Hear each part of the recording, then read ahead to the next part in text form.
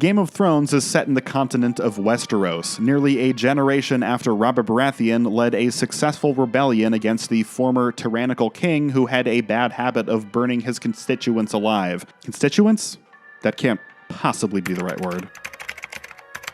Subjects. In the whole strong men, good times, weak men, hard times cycle sort of thing, Robert was more suited to rebellion than ruling, and a number of conspiracies are brewing right under his nose while he sits around drinking, eating, and whoring all day. The series follows the exploits of the two noble houses closest to the king. In the cold, harsh northern territory of Winterfell, we have the cold, harsh Stark family, helmed by Ned Stark, who does his best to put the noble in the term noble family. In the sunny southern capital of King's Landing, we have the Lannisters, a collection of blonde-haired, mustache-twirling Disney villains. They're the richest family in the kingdom who wed sister Cersei off into a loveless marriage with King Robert as a power move after his dream bride got invited by the Mad King to the wrong kind of barbecue. She belonged with me.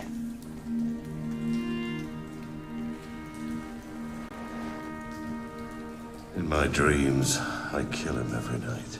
That's all the realm is now. Sometimes I don't know what holds it together. Our marriage.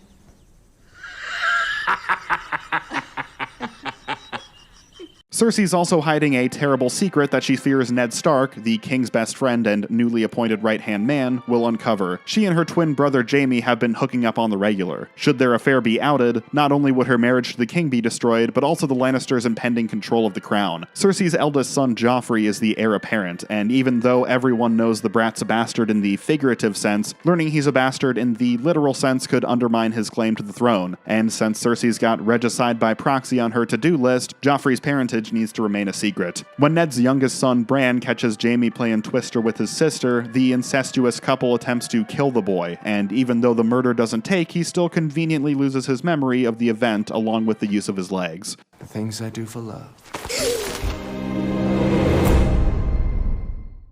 Bran's tumble is a solid cliffhanger to a fairly deft introductory episode. Game of Thrones features an expansive cast, and even I'm dreading introducing, or at least reintroducing, all these characters to you properly, so I can only imagine how daunting it was for the writers. Supposedly, early test screenings of the pilot left audiences baffled. They didn't understand the significance of who Jaime Lannister was. He just seemed like a bodyguard or something. Who was that? What relation do these people have? I don't know. So showrunners Benioff and Weiss packed the whole thing with ADR to make it clear without being insulting. And fortunately, the show remains relatively easy to follow. The first two episodes are laser-focused on the Starks and the Lannisters. Episode 3 takes us to King's Landing, where we meet the main power players in the small council. And then episode 4 is the tournament, where the show begins to jump into side characters in earnest. Just enough to make the world feel expansive without being overwhelming. Compare this to my much-beloved Boardwalk Empire, which premiered only a year prior. There's real historical figures mixed in with fake historical figures, mixed in with outright fictional characters, and characters that appear in one scene, then disappear for 10 episodes, and come back 2 years later and expect you to remember everything about them. Boy, do they drop you in the deep end.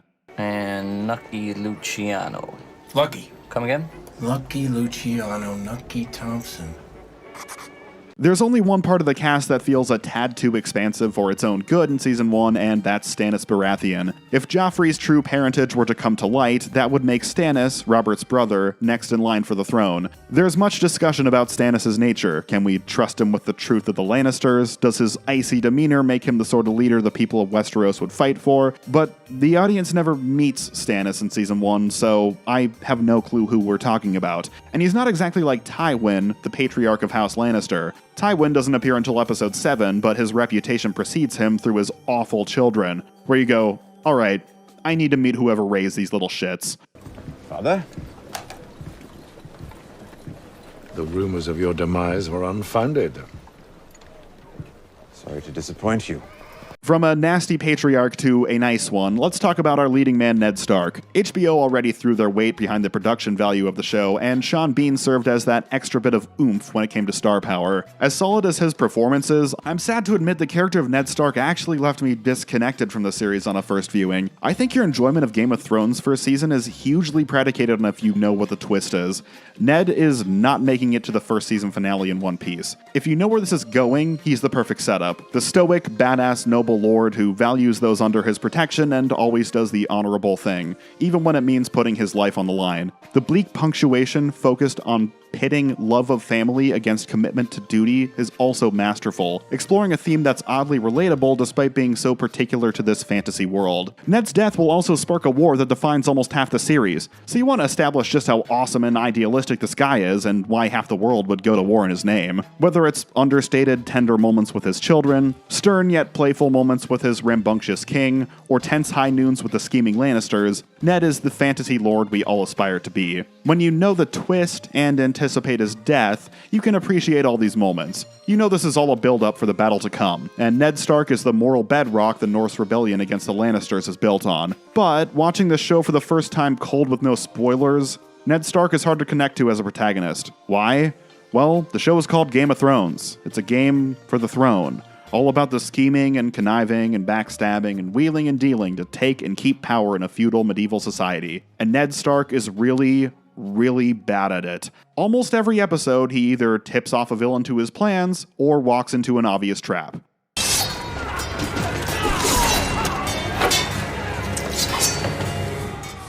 did warn you not to trust me. While Ned might have all the genre awareness of a teenager in an 80s slasher movie suggesting everybody split up, his feeble attempts to survive the treacherous city of King's Landing still make for an engaging watch. The story really comes alive when the king is mortally wounded in a whole make-it-look-like-a-hunting accident scheme by the Lannisters. There's an infectious energy to the episode as a number of major players in Westerosi politics each pitch Ned Stark their own scheme. Join me and we'll arrest the Lannisters. Join me and we'll skip town and start a rebellion. Join me and we'll make peace with the Lannisters, but keep the incest blackmail in our back pocket. It's a wonderfully tense ticking clock episode. You can tell as soon as Robert draws his last breath, the music's gonna stop and somebody's gonna be left without a chair. Of course, that somebody is Ned, with the Lannisters framing the truth of Joffrey's birth as a conspiracy theory and intending to have Ned exiled, only for Joffrey to go off script and execute him instead. But they have the soft hearts of women. Sir Iain, bring me his head. This act of wanton cruelty immediately bites the rest of the Lannister clan in the ass, as they now face three opponents. Robert's two brothers both raise armies to take the crown, and the Starks in the north fight for independence and vow revenge on Joffrey. The War of the Five Kings is on, and will define the second and third seasons of the series. But Game of Thrones isn't just one season of intrigue, 7 seasons of war. There's a smorgasbord of fantasy B stories running throughout the series, and no season offers greater variety than the first. Ned Stark's bastard son Jon Snow joins the Night's Watch, a military organization dedicated to protecting a giant ice wall. North of that ice wall, there's tales of giants and reanimated corpses known as White Walkers. But one thing we know for certain is there's wildlings. When the wildlings send people over, they're not sending their best. They're bringing pillagers, they're bringing cannibals, they're wargs. Some, I assume, are hot bossy redheads. Anyways, since exile in the Night's Watch can be chosen as an alternative to corporal punishment for thieves and rapists, the organization has a bit of a credibility issue, and a bit of a staffing issue. It's up to Jon Snow to take this ragtag group of down-on-their-luck exiles and turn them into worthy soldiers, all while contending with the Master-at-Arms, Dean Bitterman. The storyline trades in a lot of cliches, right down to the bumbling, funny, fat best friend, and is overall probably the least compelling of the first season's main story arcs. It's by no means bad, and it's certainly got its moments. Everything going on in the final few episodes, where Jon wrestles with abandoning his oath so he can fight alongside his brother to rescue his father, especially coupled with the parallels to his father's struggles with family over duty, that's the A material right there. What is honor compared to a woman's love? And what is duty against the feel of a newborn son in your arms? Or a brother's smile? Speaking of the A material, the dark horse of the early years is the outcast Lannister sibling, Tyrion. Whereas most of the cast spend the majority of the storylines confined to 3 or 4 rooms and courtyards, Tyrion's taking the audience on a Westeros sightseeing tour. Every moment Tyrion is on screen is engaging. He's witty and sharp-tongued, constantly forced to rely on his wits to outmaneuver imminent peril, and on top of all of it, he's a man of questionable morality and loyalties. When we first meet the Lannisters, they're all portrayed as a family of one-dimensional villains, but each gets fleshed out with their own complexities and sympathetic character traits in due time, with Tyrion revealing his depths first. We may learn he's the black sheep of his own family further down the line, but right out of the gate, for all we know, Tyrion's just as ruthless as his blonde-haired brethren. There are times you make me wonder whose side you're on. My dear brother, you wound me. You know how much I love my family. That extra bit of sinister edge adds even more flavor to Tyrion's already show-stealing, swashbuckling adventure throughout Season 1. Pissing off the edge of the wall, being falsely accused and locked up, befriending a wisecracking sellsword, surviving a trial by combat, outsmarting a savage hill tribe, falling for a prostitute during a flirty drinking game, all culminating in surviving a grand battle and returning home alive. Tyrion's journey through Season 1 is just pure fun, and a stellar introduction to the character who will effectively take the reins as the show's lead in Season 2. Which is perfect, because unlike Ned Stark, this guy's decisions all make perfect sense to me. Except for the falling in love with a prostitute thing, but that's just an HBO staple at this point. And if the day ever comes when you're tempted to sell me out, remember this. Whatever their price, I'll beat it. The final major storyline of Season 1 follows the Targaryens, brother and sister Viserys and Daenerys. They're the last living relatives of the usurped Mad King, and Viserys is looking to sell Daenerys as a war bride so they can recruit a new army, sail across the Narrow Sea, overthrow King Robert, and reclaim their proper lives. Now, Robert's a drunken whoremonger, on the hook with a family of vicious, incestuous traitors, and television is typically all rah-rah fight the power. How do we establish in the first episode that this guy isn't the heroic rebel we should root for? I would let his whole tribe fuck you. All 40,000 men and their horses too, if that's what it took. Yeah, that'll do it. In episode 6, Viserys winds up being the first of many major characters to bite it, establishing that Game of Thrones is a real take-no-prisoners type show. It also quickly establishes that this is instead a story about Daenerys and her evolving relationship with the savage, warmongering man she was arranged to marry. Despite being an entire continent away, the first season actually manages to link the events of Daenerys' life to those of Ned Stark's. Ned's refusal to advocate for her assassination sparks a rift between Ned and the King, further fuel for the fire when the Lannisters attempt to frame him for conspiracy. And the King's ill-advised attempt on Daenerys' life instigates her bloodthirsty lover into abandoning his comfy nomadic lifestyle and committing to besieging King's Landing in revenge. It's a neat trick to tie the two storylines together despite their geographic distance, and one I wish the series was capable of pulling off more often. Daenerys doesn't set foot in Westeros until Season 7, so from Seasons 2 through 6, her adventures may as well be set on the moon. The effort the writers put into Season 1 to make Daenerys feel like she lived and married and plotted on the same planet as Westeros went a long way, and I wish the following seasons put in the same effort to intertwine events abroad with what's going on in Westeros. That being said, her journey this season isn't perfect. The ending left a weird taste in my mouth. At the end of the season, her husband is mortally wounded, so she asks a priestess she rescued from being raped by her husband's warriors to do a quick little blood magic trade. You take our baby in exchange for my husband. The trade works, but the husband comes back as a drooling vegetable, and the priestess bestows this wise lesson on her. Sure, you used to be a victim like me, you were a sex slave, but we can't all be lucky enough to become Jason Momoa's sex slave. And yeah, sure, you saved me, but your warriors had already destroyed my temple, destroyed my village, killed everyone I ever loved. Why don't you take a look at your Hal? Then you will see exactly what life is worth when all the rest has gone. I thought this was a beautiful and impactful message, because of the narrow focus we had from her point of view this season. Daenerys was a victim of abuse from her brother and from her arranged husband initially, so she saw herself as a sort of ally to even the victims of her own army. But there's no denying she was getting sweaty down below while her husband was going off about how he was going to rape and pillage and enslave the people of Westeros to get even with them. The series took us on this rags to riches ride and then pulled the rug out from under us, and showed us just how easy it would be to become complicit in atrocities when we feel our enemies deserve it, or when we feel we've suffered enough to justify the suffering of others. Wow, it really makes you think. And then the next scene is this big girl boss moment where she burns the priestess alive and taunts her for screaming in agony as she dies. Oh, okay. Slay Queen, I guess. I don't think the writers, directors, and I were on the same wavelength. Dany walks out of the fire herself with 3 baby dragons, the first dragons anyone has seen in generations, and while everyone on Twitter is busy cheering, I'm still like, but the priestess and the moral lesson, I mean, shouldn't this at least be a sinister, kind of scary scene showing how ruthless she's becoming? Not a triumphant one where, fuck it, you go girl. And I swear to you that those who would harm you will die screaming. You will not hear me scream. I will. No, you won't. Yes, I will.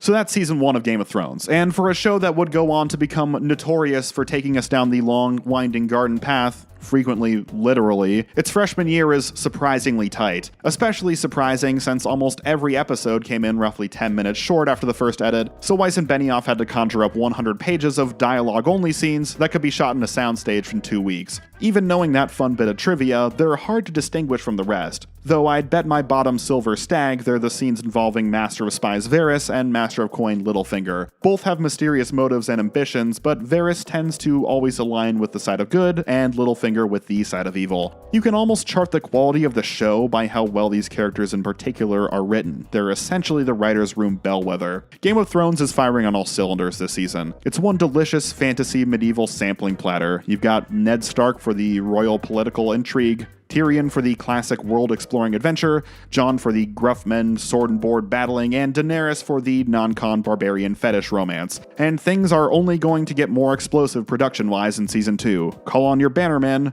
we're going to war. We're not attacking King's Landing so that you can rape the Queen. I'm not going to rape her, I'm going to fuck her. As if she would just let you. You don't know how persuasive I am. I never tried to fuck you. Whenever a series has an infamously nasty villain in its first season, they tend to feature them front and center when the show returns to confirm for new viewers, trust us, he's just as bad as he heard. Season 2's introductory scene sees now King Joffrey exercising his power as sadistically as possible, but also heralds the arrival of Tyrion to King's Landing, who has been named as Ned Stark's replacement as Hand of the King. Where Ned was often bumbling and 12 steps behind his opposition, Tyrion is effectively speedrunning this shit, and the show rather reassuringly allows our favorite dwarf to dole out some much-needed justice to some of the tertiary villains of Season 1. Sort of the writer's way of saying, if you're still sore about everything that went down last year, don't worry, they're gonna get what's coming to them. Cut off his manhood and feed it to the goats. No. There are no goats, half-man. We'll make do.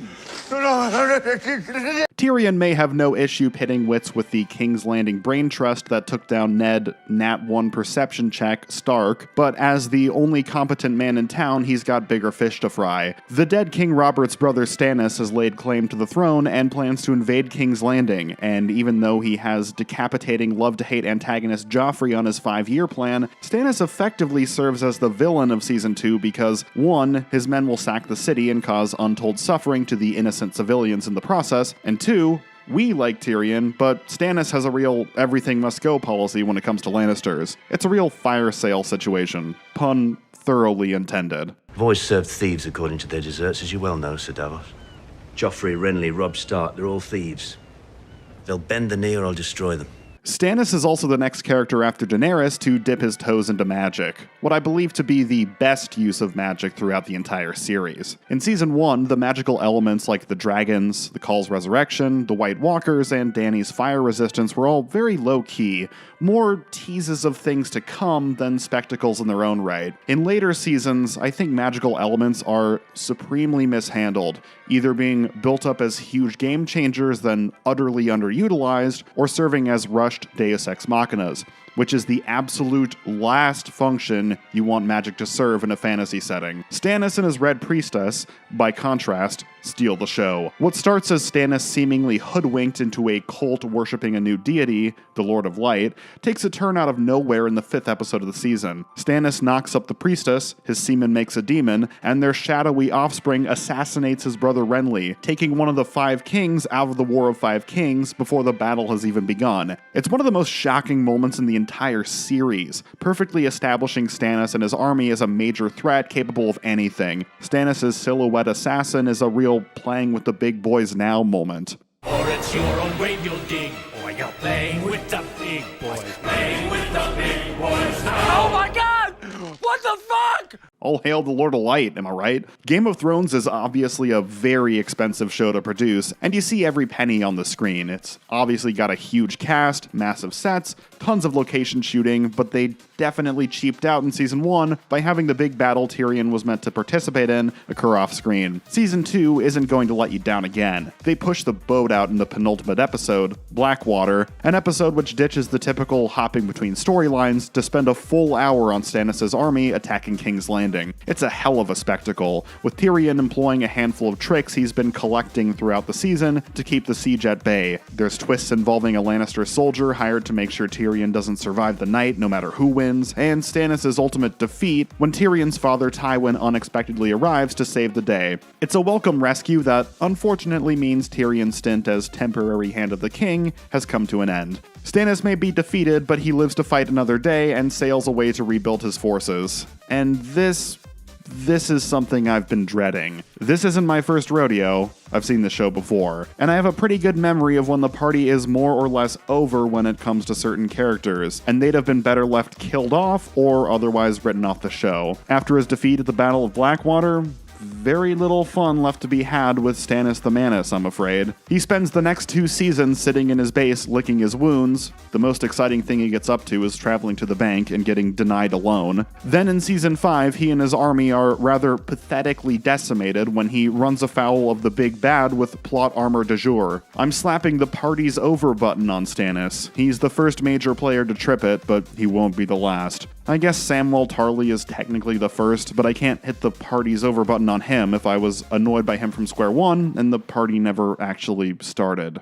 Speaking of parties getting started, a character who steps into the limelight and really comes alive in the series' second season is Theon Greyjoy. After his father led a failed rebellion against the North, Theon wound up as the only living Greyjoy heir. To keep Daddy Greyjoy on his best behavior, Ned Stark took Theon as a captive, raising him as if he were his own child. Now that the Starks and the Lannisters are at war, Theon attempts to recruit his father to their cause, but his dad is more interested in pettily terrorizing the North now that everyone's buggered off to war, leaving it defenseless. Theon's father, sister, and former countrymen just have nothing but terrible things to say about him, directly to his face I might add, but Theon's so desperate to be a man in the eyes of his bloodline that he forsakes the family who has always genuinely respected him, jumping off the villainous slippery slope and becoming as evil as he can, as fast as he can, in an effort to make his daddy proud.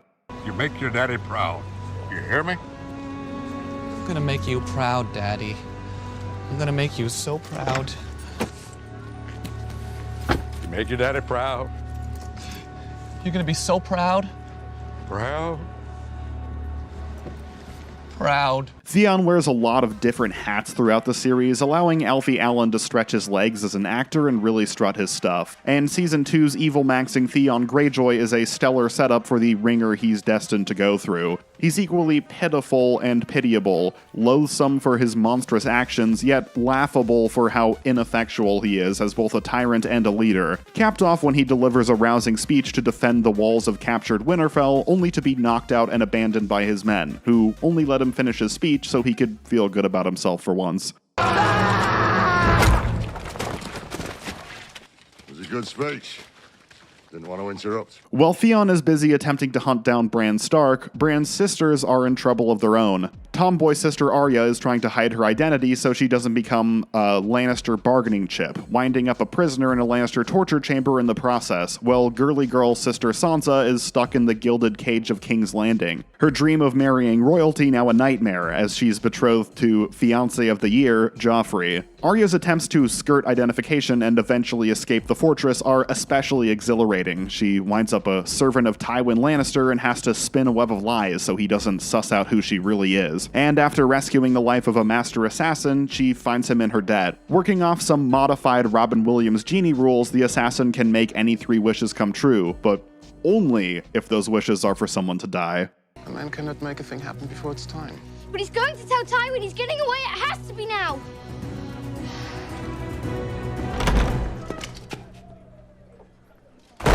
The trick Arya uses to escape the fort, demanding the assassin kill himself as the final name as a sort of logic bomb to get him to do her bidding, is also neat. In the end, Arya escapes the Rack City bitch, the Rack City bitch, and the assassin hands her a coupon to be exchanged for a horribly mishandled story arc further down the line. As for elements being mishandled now, Game of Thrones is starting to slip into some of the bad habits that would pervade even the best seasons. Even at its highest highs, there were 3 fair critiques more or less everyone had about the show, and the first 2 were the excessive sexposition and the gratuitous violence. It's an open secret now that there was a top-down decree that the writers include as many sex scenes as possible, and where the violence in Season 1 typically had clear motivation behind depicting it, such as startling the viewer with the show's more realistic depiction of medieval brutality, there are often times where the excessive bloodbath works against the dramatic aims of the show. Take, for instance, Arya's time at the world's least sexy boxy dungeon. They do the classic put a rat in a hot bucket so it eats its way through a person prank. Then in a later scene, Arya's traveling companion Gendry is put in the same predicament. But we already saw them do the rat kill, so they're not going to do the same rat kill again, so I know something is going to come along and save Gendry's ass, which is exactly what happens. You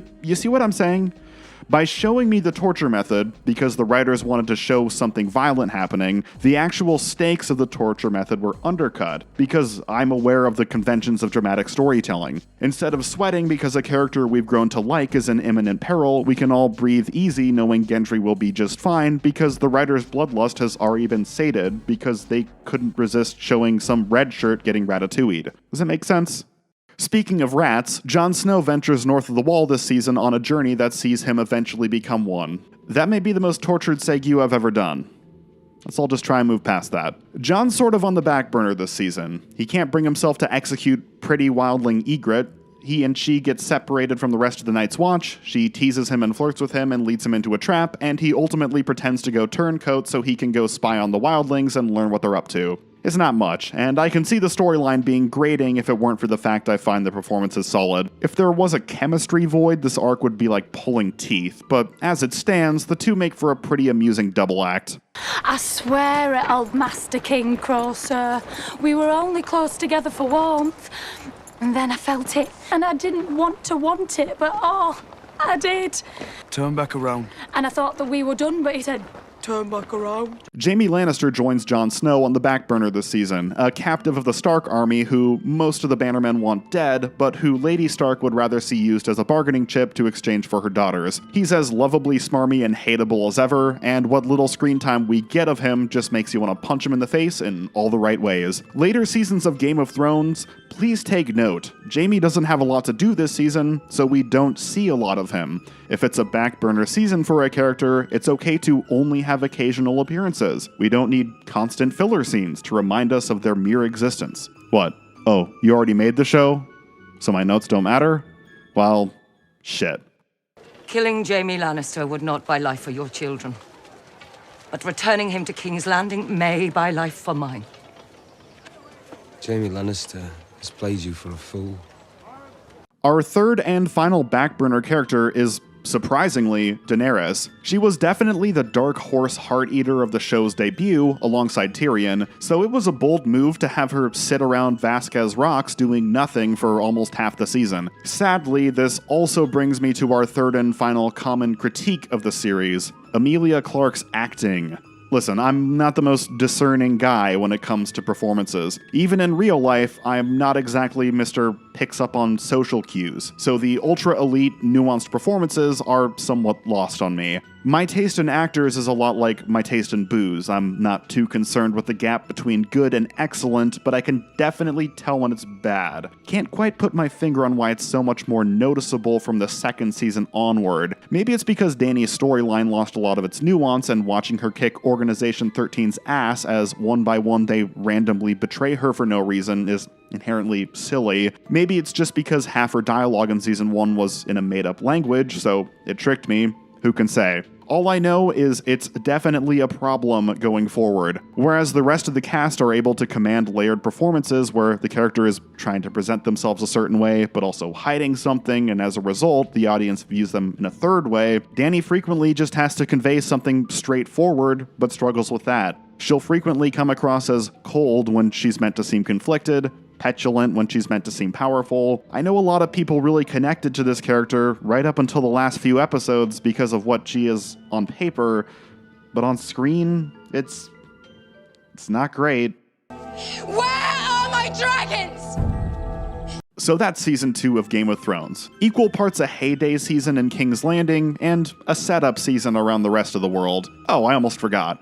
Robb Stark, Ned's eldest son and leader of the North's forces, breaks his promise to marry a girl from the allied House Frey and instead marries for love like some kind of like father, like son. This is definitely a storyline that's easier to care about if you know where it's going than if you don't.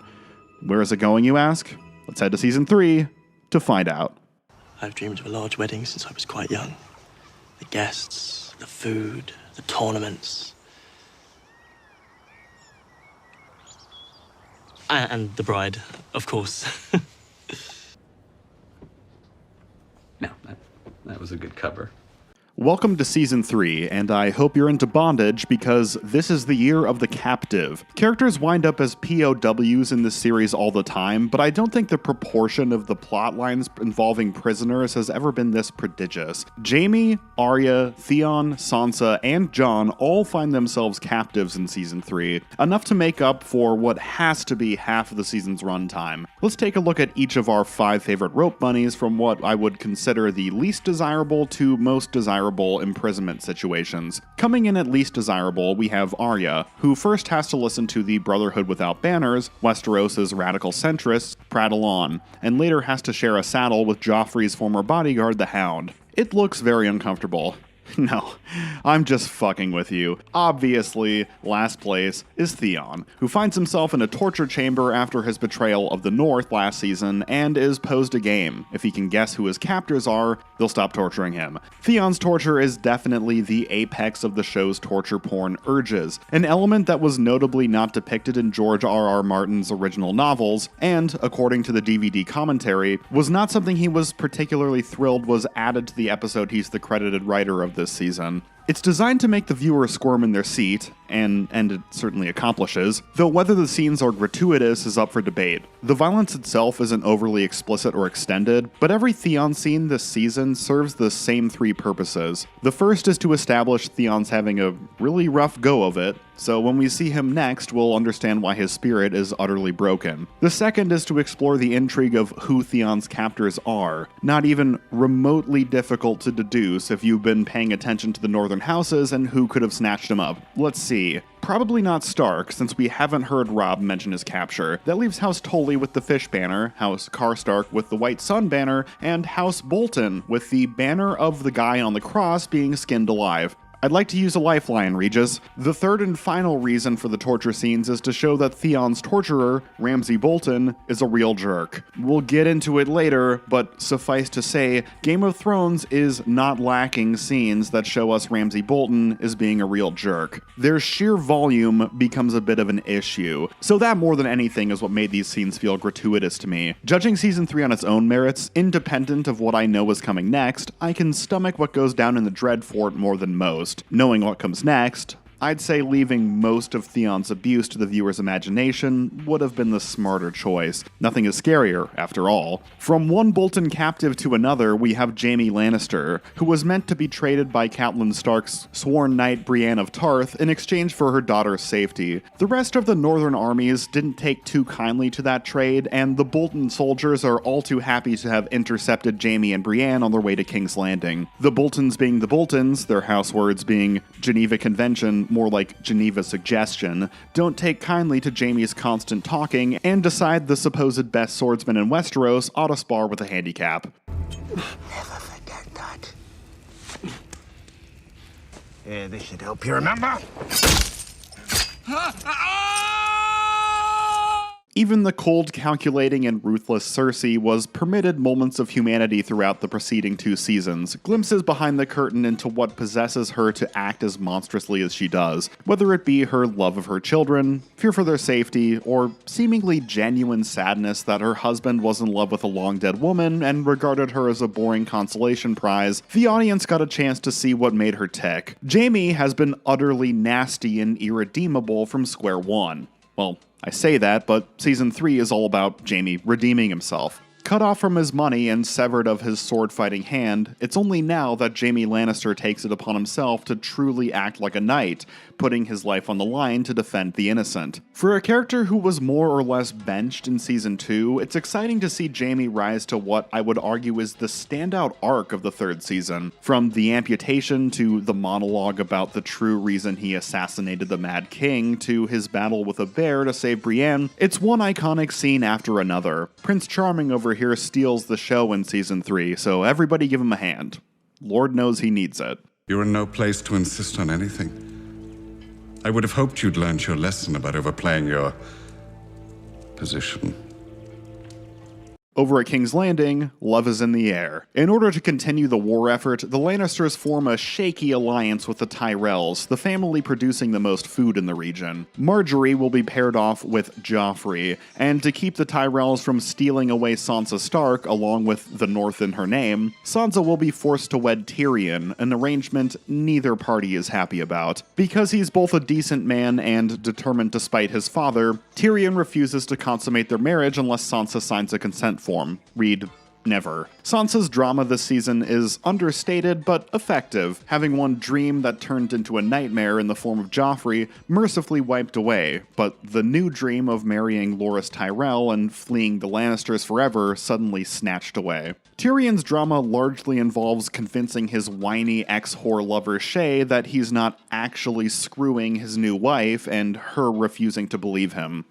Yawn. The real fun in King's Landing is to be had with the Tyrells themselves. Tyrion operates on like 50% charm, 50% threats. Cersei is 100% threats, but Marjorie Tyrell is all charm all the time. It's fun to watch her work her magic on the previously unmanageable bastard King Joffrey, establishing her as a competent player in the political world and an adversary for Cersei in particular, whose inability to rein in her eldest son has caused a real headache for everyone. Marjorie's mother, Olenna Tyrell, the Queen of Thorns, is another welcome addition to the cast. Marjorie is the queen. You are not the queen, because you're not married to the king.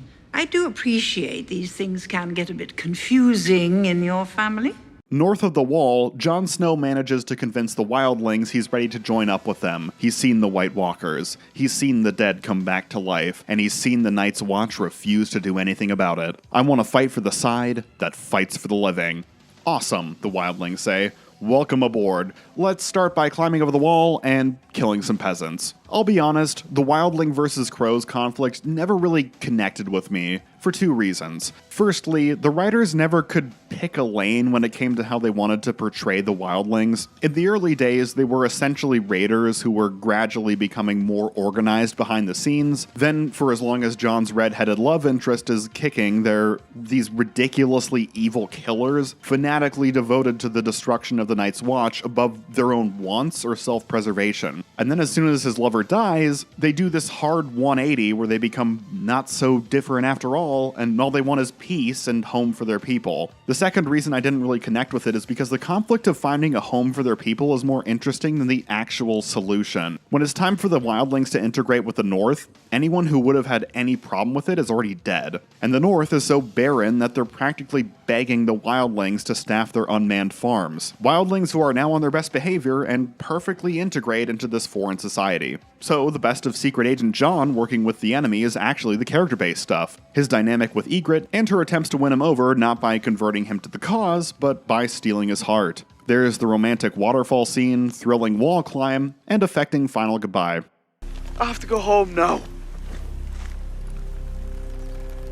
I know you won't hurt me. You know nothing, Jon Snow. Sorry, Ygritte. Crows before hoes. Across the narrow sea, Dany's on a killing spree. While much more action-heavy than whatever they were going for last season, it is by no means less silly. Traveling to a region of the world known as Slaver's Bay, she is horrified to discover slavery is being practiced, and resolves to put an end to it. Her journeys this season consist of traveling from city to city, witnessing the horror of slavery, and being harassed by the local sexists in charge before absolutely own-zoning them and freeing the populace. The following seasons will explore the nuances of a foreigner arriving in town and making sweeping changes to a long-established tradition in an effort to correct historical injustices, and the continued injustices that spring up in their place, but no such nuance occurs in Season 3. It's Daenerys versus the comical jackass of the week. Enjoy the carnage. Oh, and I've got just one thing to say to all the so-called critics who claimed this storyline was partially just some big white savior power fantasy. Duh.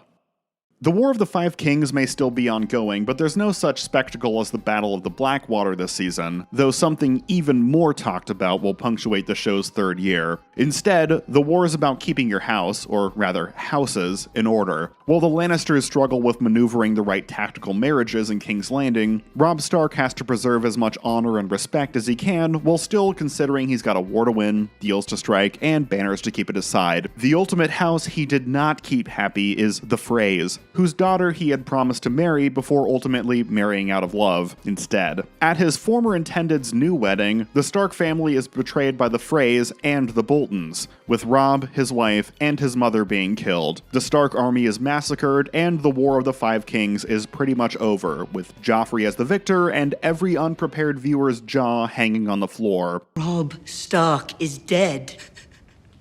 And his bitch mother. Right back to Lord Frey. Thank him for his service.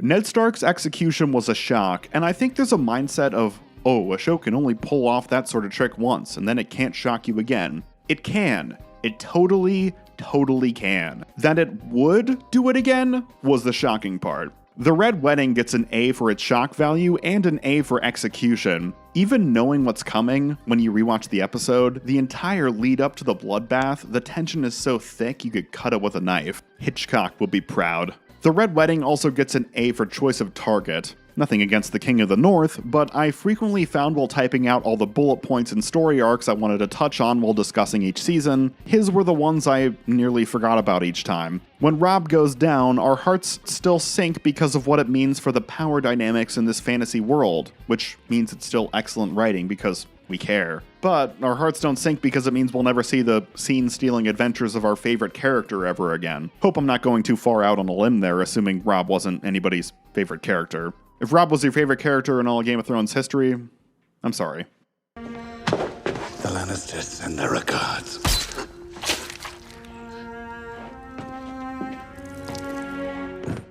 Season 3 of Game of Thrones is peppered with some of the series' most iconic moments, no doubt. But unlike the first two, you definitely get the sense the episodes are padded to fill time at points. An understandable outcome. While Seasons 1 and 2 were more or less adaptations of the novels A Game of Thrones and A Clash of Kings, respectively, Season 3 is only half of the following novel, A Storm of Swords. We'll need to hop over to Season 4 to see the rest. Here's to the young wolf! Oh! Forever young. Jaime's back in King's Landing, and now that one person in the whole wide world knows he has the capacity to be a decent human being, the question is, will he be able to continue his redemption arc now that he's hanging out with his sister again, who is most accurately described as the world's most toxic ex? The moral battle within Jaime to do the right thing after a lifetime of being a selfish scumbag shielded by the Lannister name is superb throughout the back half of Season 4, though certainly more subtle than I would have anticipated after the acclaim his big monologue got the previous year. Not that there's anything wrong with that. The main issue with Jaime comes early in the season, in perhaps the most infamous writers, directors, and audiences all getting their wires crossed scene to date. Early in Season 4, Jaime forces himself on Cersei while she pleads for him to stop. Forget considering it a backslide if he merely gets back together with her after all his development the previous year. Raping Cersei is a whole new level of scumbaggery. Basically, everyone involved in the show's production, from writers to directors to the actors to George R.R. Martin himself, chimed in with what they thought the scene was trying to convey and where it went wrong. Nobody's story really lines up. I don't know. It's a gross, strange scene, clearly just there for shock value, made all the stranger by the show carrying on like it never ever happened going forward. Super weird direction to take the character of Jaime, especially since the core conflict he will be dealing with instead revolves around having to finally take a side when it comes to the feud between Tyrion and their father. Tyrion's back in the limelight again, front and center in what I would argue is the best story arc in the entire Game of Thrones series, the trial of Tyrion Lannister for the murder of Joffrey Baratheon. You heard that right. The Season 4 hot streak kicks off with the moment we've all been waiting for. Idiots, help your king! Move away! While Littlefinger spirits Sansa away from the scene of the crime, Tyrion, arranged husband of the Stark girl with all the motive in the world, takes the fall. This storyline is exceptional. Despite Tyrion spending the majority of the season in a cell, the character interactions, intrigue, and unpredictability of it all keeps you on your toes, all grounded by Peter Dinklage's undeniably solid performance. He's clearly always having fun with Tyrion while the character is trading barbs and running the table, but watching him sink his teeth into Tyrion on the back foot is even more enthralling. Suspense hangs in the air long enough to allow the gravity of the situations to sink in, but revelations also come to light at a steady pace. Tyrion ruminates on all the possible perpetrators just long enough for the audience to mold over as well, before we learn it was the Queen of Thorns with Littlefinger as a fixer, saving her daughter from even a single night of risking a child with Joffrey. His cruelty has finally caught up with him. The inevitability of Tyrion's execution hangs over the season like ominous thunderclouds, only for Tywin to reveal his master plan of forcing Tyrion into exile with a Night's Watch instead. This series has built up such a reputation for having no limits. I was like, hell, for all we know, we're going to be watching a Jon and Tyrion buddy comedy at the Wall in Season 5. Who knows where this is going to go? I should have let Stannis kill you all. Tyrion! What's going to happen here? Because personally, I have no idea. I'm excited. I'm kind of excited too. I demand a trial by combat. There's also a heavy sense of finality to Tyrion's kangaroo court throughout the season, because win, lose, or flee to Zihuatanejo, this is the end of the line for his relationships with most of these characters. He tells his goofy Squire Podrick to skip town, he and Jaime ponder the possibility of destroying their father's bloodline just to see the look on his face, in a heartwarming scene, and Sellsword Bronn declines to fight in one last trial by combat for old time's sake, because someone's finally made an offer that Tyrion can't beat. Why should I risk it? Because you're my friend. Aye, I'm your friend. And when have you ever risked your life for me? The only farewell that leaves me wanting is Shae, Tyrion's whore-turned-lover, who eventually betrays him at the trial. In the novels, this is because she was just a whore and nothing more. I'm sorry, that'll never change. In the show, they endeavored to convert their relationship into this whole it's real, we're really in love thing, which is a double-edged sword. It makes the betrayal in court more of a gut punch, but it makes the revelation that Tywin's been giving Shae the dirty, deep, and damp ring hollow. It comes across as one last unnecessary knife twist to push Tyrion into patricide, when by this point he's got more than enough motivation already, and I wish the decision weren't so unambiguously goaded on. Still, the final confrontation between father and son is just as captivating as their showdown in court. It's a fittingly undignified send-off to what is, in essence, the main antagonist of the series, as well as a spark for future drama since Jaime Lannister was the one who sprung Tyrion from the Hooskow, unaware that he'd take a detour and kill their father before skipping town. Tyrion may be a monster, but at least he killed our father on purpose. You killed him by mistake, with stupidity. Tyrion's trial also sees the return of spectacular one-on-one sword fights, an element of the series that is back and better than ever after being surprisingly minimal following the first season. Even when we did get them in the early days, they had a tendency to be all sizzle, no steak. Drogo versus some guy. Jorah versus some guy. Even Tyrion's first trial by combat was fought between two guys we basically just met. When we did get fights between two well-established characters, they never went, all the way. Ned Stark and Jaime Lannister duel to the death in the streets of King's Landing, but it gets interrupted. The Hound squares off with his brother, the Mountain, but it gets interrupted. The Hound cleaves Beric Dondarrion of the Brotherhood in half, but he doesn't die. Season 4 is when we start to get some real killer two-men enter, one-man leaves sword fights between major heroes we've come to like and major villains we've grown to despise. The Mountain versus Oberyn Martell, Tyrion's trial by combat Inigo Montoya come to save the day, is one of the most unbearably tense sequences in television history, and the cruel twist at the end where he loses in a horrifically violent fashion at the last minute is the last great rug pull the series would ever pull. I still have not found a way to cope with that scene, even after all these years.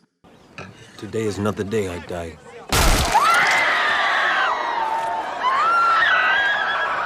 You've also got Jon Snow taking on the traitorous women-enslaving mutineers from the Night's Watch, culminating in another great one-on-one fight and a spectacularly brutal demise. There's the fight between Jon and the wildling cannibal leader during that stunning penultimate battle episode, where he uses a trick he picked up from the last guy he killed to beat the next guy, Walter White style. And lastly, you've got the Hound facing off against Brienne of Tarth, both characters looking after the safety of Arya Stark, but neither able to trust the other. The Hound was once Joffrey's personal bodyguard, but due to a childhood trauma involving his brother the Mountain, and fire, which he carries on his face, he ditched the king's service during the Battle of Blackwater in Season 2 after saying what we were all thinking.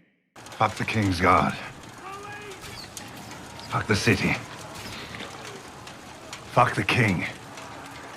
Initially taking Arya prisoner to fetch a reward with the Stark family, he's now on a quest to hand her over to her baddie Aunt Lysa, Arya's last living wealthy relative. I heard some audiences took issue with this plot.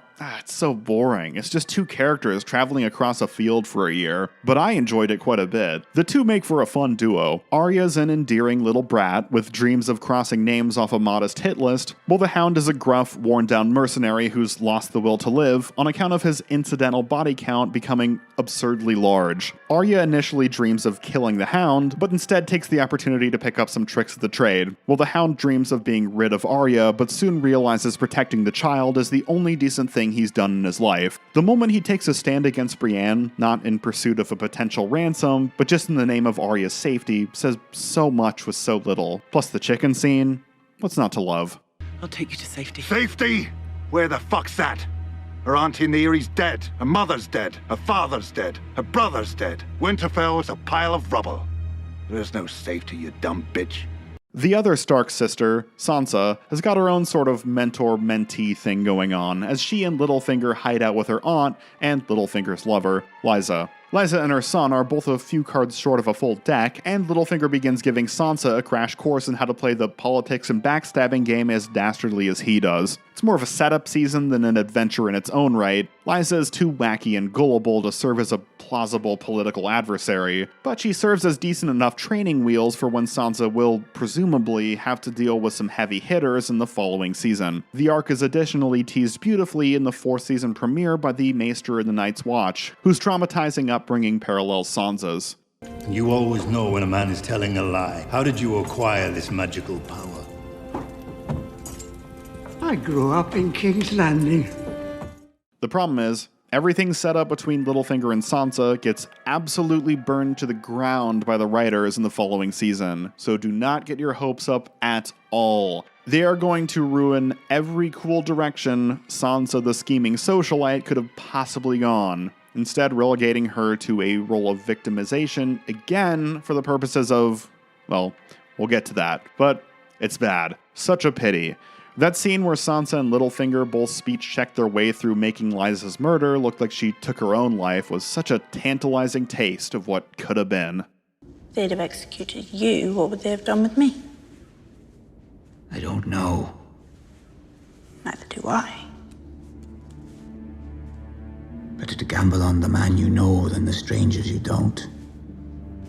Across the narrow sea, reality has come crashing down on Daenerys' power fantasies, where once she could roll into town, defeat the linchpin figurehead that ruled over the oppressed masses, and minutes later peace, love, and prosperity spread throughout the land, Season 4 is instead about the harsh reality of change. Daenerys is forced to deal with the difficulties of transitioning out of a slavery-based society, with even some slaves wishing they could return to their former servitude. There's backlash against the brutality with which she dispensed justice, reprisals, cultural traditions that offend Daenerys but even the freed slaves want to see upheld, and last but not least, Dany's dragons got too big without being properly socialized and are now terrorizing the livestock and farmers of Slaver's Bay beyond her control. Adding all of this complexity to the city of Meereen is a step in the right direction, but I do have one big problem with the 3-season-long Meereen arc that the series never really managed to solve. Across the pond, there's so many named characters, each hopping among different positions within different factions. They rise in power, they fall in power, they shift allegiances. We understand the status quo, which makes us feel the impact when it's forced to change, and more importantly, we understand who these characters are. In Meereen, we know Daenerys, and we know Daenerys' immediate circle. That's about it. The organizations that take up against Daenerys are faceless,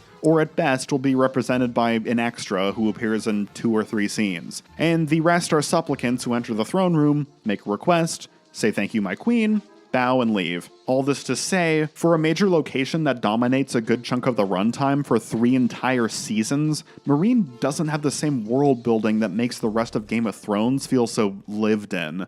Overall, Season 4 is a wild ride. I can't decide whether the first or fourth seasons are my favorite in the series. The first is tighter overall, but while the fourth can meander at times, the big moments are so big that it truly stands out as exceptional. The only downside, Tywin Lannister left some big shoes to fill as the series' de facto main antagonist, and while the momentum is right to pull the trigger on the beginning of the endgame, the show is only half over. That's a lot of pages of television scripts to fill. We're going into Season 5, and time is not on our side.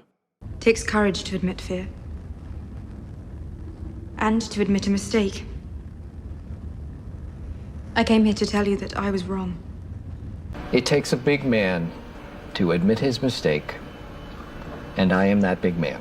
Much like in the first season, Tyrion's on the road again, this time paired off with his old pal Varys, who's on his way to declare for Daenerys and is attempting to recruit Tyrion as a sort of campaign manager, seeing as he was so competent with politics back in his heyday as Hand of the King. Tyrion, understandably, is much less enthusiastic about getting back in the saddle after everything that went down last season, and would much prefer to hang around Pentos, laying low, drinking himself to death, and managing a Cinnabon. Fate has other plans, and Daenerys' disgraced former advisor Jorah kidnaps Tyrion only to take him slumming to Meereen, where Varys already intended to take him first class, in an attempt to win back the Mother of Dragons' admiration. It's a clear effort to recapture the classic adventure feel of Tyrion's journey in the first season, and while Jorah stonewalls Tyrion a little too much to make their odd couple dynamic rival, say, Arya and the Hounds, they still have their moments. Jorah's plight as he's infected with a mind-deteriorating grayscale disease, from which only one living soul has ever recovered, plants the seeds of doom. On top of that, we receive some much-needed insight into the underbelly of Meereenese society that Daenerys isn't privy to, as Jorah and Tyrion are forced into gladiator matches at the fighting pits. I thought slavery was abolished. Yeah, sure it was. This is more of a whole unpaid internship program, where your participation is involuntary and for sale to the highest bidder. Meanwhile, Daenerys has problems of her own in Meereen, as a pro-slavery organization known as the Sons of the Harpy has begun attacking her soldiers throughout the city.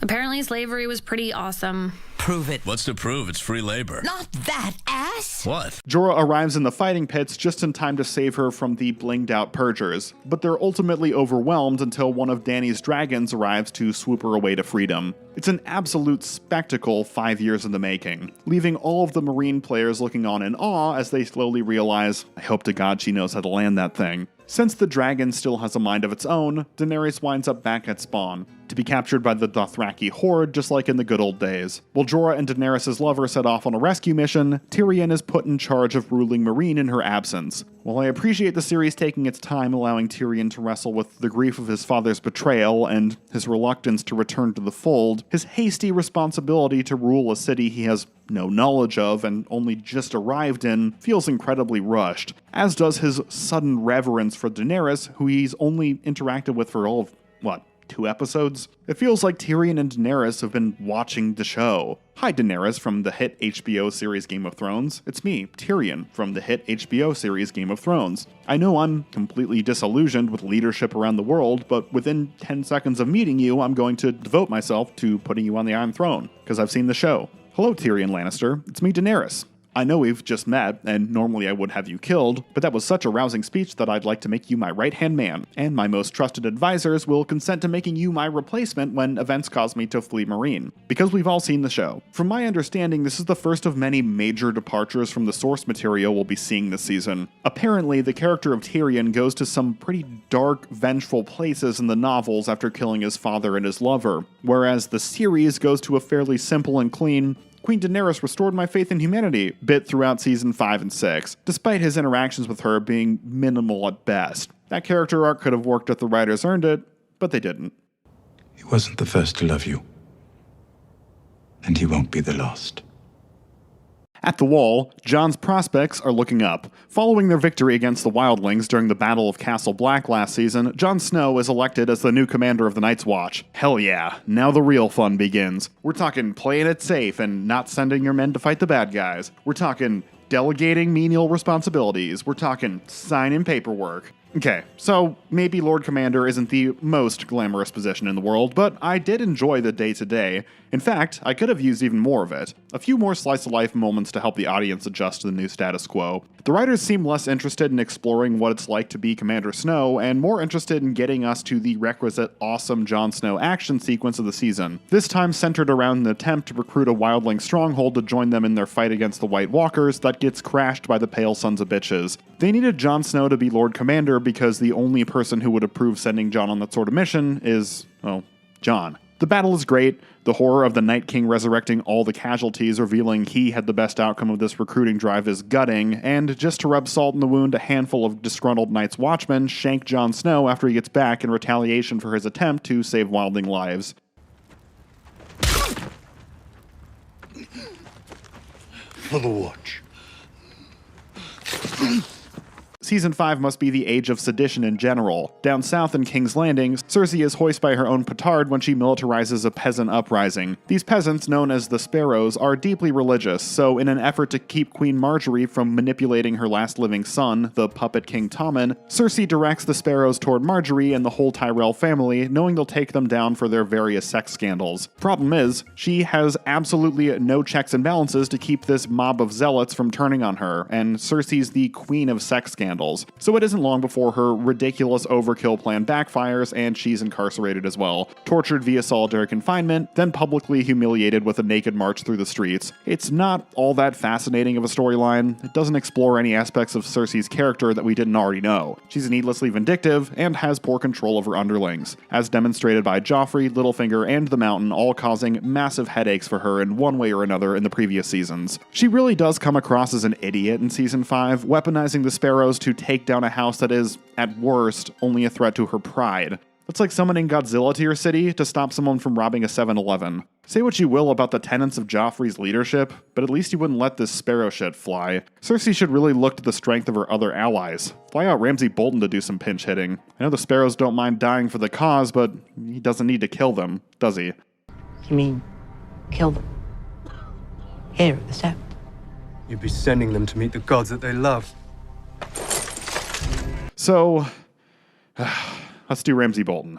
I mentioned Tywin Lannister left some big villain shoes to fill at the end of Season 4, and since his daughter has her hands full contending with an upstart villain of her own, Ramsay winds up taking over as the new Tywin. Even though starting with Season 4, Ramsay was also clearly intended to take over for Joffrey after his demise as the love-to-hate villain that everyone wants to see get got. There was a noticeable shift in the character's execution starting with Season 4. His scenes are now played for outright horror, where previously there was a pervading sense of black comedy. You had a good-sized cock. What? No. Pork sausage. Ewan Rian is deliciously hateable in the part, and longtime viewers will know I'm always a sucker for an over-the-top antagonist, but the expanded role of Ramsay Bolton, most prominent in Season 5, comes with a whole host of issues. The writers seem to have missed the mark on what made Joffrey such an interesting figure throughout the first few seasons of the series. It wasn't just his capacity for cruelty that few characters were able to prevent, it was also the consequences of that cruelty. Tyrion's reputation with the people of King's Landing suffered, even as he endeavored to save them from Stannis, because he was in the employ of Joffrey while doing so. Saving the day meant saving the villain, after all. And chastise Cersei's parenting all you want, but it is a humanizing moment when she laments what a monster her eldest son grew up to be, and a rare point of connection between herself and Tyrion. Sometimes people try to control Joffrey and succeeded. Sometimes they tried to control Joffrey and failed. He was an unpredictable character that was part of a bigger, character-focused machine. Ramsay Bolton, by contrast, is entirely predictable. He's always going to do the most evil thing possible, and everyone around is going to sit there and take it. Or worse, their opposition to him is going to fail, but only because the characters acting in opposition to him suddenly act out of character and irrational so he can live to antagonize another day. There are 3 well-liked characters viewers typically point to and say the Game of Thrones writers ruined them for me. The first is Daenerys, with what happens in the final season. The other 2 are Littlefinger and Stannis, and I think it's telling that both get ruined by doing something unbelievably stupid while dealing with Ramsay this season. Preparing to retake Winterfell, Stannis' forces are suddenly put at a huge disadvantage when Ramsay, off-screen, sneaks into his camp at night with 20 good men. I don't need an army. I need 20 good men. Holy shit. How good were these men? It's the most hand-wavy, Stannis needs to lose, so who gives a shit how it happens moment. Then to give his army favorable weather to march in, Stannis burns his only child at the stake in a sacrifice to the Lord of Light. I have 2 major problems with this turn of events. My first problem is that this is such a substantial asking price for such a minimal reward, when the other blood magic spells have been pretty non-destructive. Bust a quick nut for a spectral assassin, and a few leeches full of Baratheon blood for a final destination hit list. But you're gonna torch your own daughter to knock the thermostat up a few degrees? If I were going down that road, I'd at least up the asking price. Alright, Lord of Light, I'm gonna burn my daughter. In exchange, all the Bolton soldiers become 1/10 their height. Balmy summer days for the next 7 years. Full taco bar for all the Baratheon soldiers. And while we're at it, give poor castrated Theon his cock back. You know what? Give him 2. But aside from the poor exchange itself, my second and larger problem is, what are we, the audience, supposed to be getting out of this moral quandary? It's not like this has been a break glass in case of emergency option that Stannis has been refusing to utilize for years and years, and only now, as the harsh winter slowly grinds him down, does he finally relent.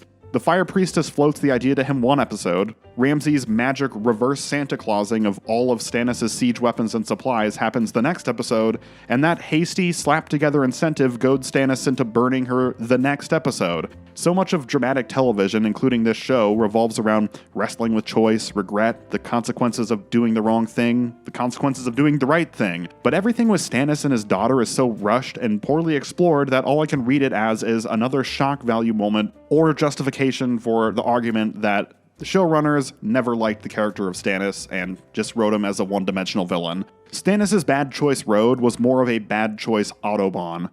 Many deserted before dawn. How many?